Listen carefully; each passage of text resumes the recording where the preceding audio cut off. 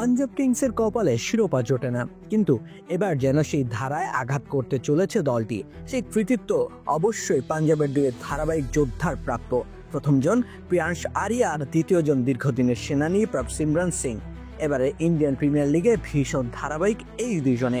Kolkata night রাইডার্সের বিপক্ষেও সেই একই ধাঁচের ব্যাটিং অব্যাহত রেখেছেন এই দুইজন।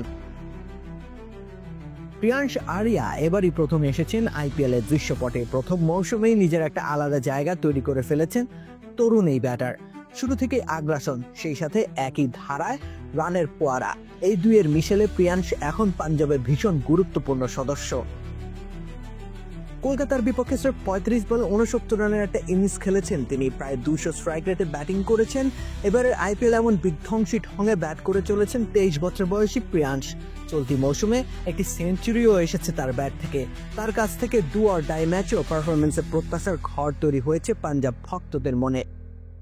তোমার কনকাই সিজন 2 কনকা, সবার জন্য আধুনিক প্রযুক্তি। সেই ঘরের খুঁটি শক্ত করবার জন্য অবশ্য প্রভসিমরন রয়েছেন। পাঞ্জাবকে ব্যাট হাতে দারুণ শুরু এনে দেওয়ার ক্ষেত্রে তিনি বহমান নদীর মতোই অবদান রেখে চলেছেন প্রতিনিয়ত। কলকাতার বিপক্ষে 83 রানের ইনিংস এলো তার ব্যাট থেকে। প্রায় 170 স্ট্রাইক রেটের ইনিংসটিতে পাঞ্জাবের বড় সংগ্রহের ভিত হয়েছে পোক্ত। সেই 2019 সাল থেকে তিনি রয়েছেন পাঞ্জাবের ডেরায়। তবে 2023 থেকে নিজের জন্য একাদশের জায়গাটা নিয়মিত করতে পেরেছেন ধারাবাহিকতার কারণে। এবার তো তিনি রীতিমতো উপভোগ করছেন যেন নিজের ব্যাটিং। সেই ধারাতে 2খানা হাফ সেঞ্চুরির মালিক এখন প্রভসিমরন সিং।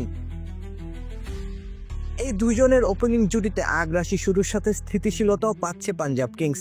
তাদের গড়ে দেওয়ার ভিতের উপর দাঁড়িয়ে শিরোপার প্রাসাদ বানানোর সমস্ত রসদ রয়েছে পাঞ্জাবের কাছে। এবার না হলে আর কবেই বা শিরোপা পাঞ্জাবের হবে। রাকিব হাসান রুম্মান, খেলা 71।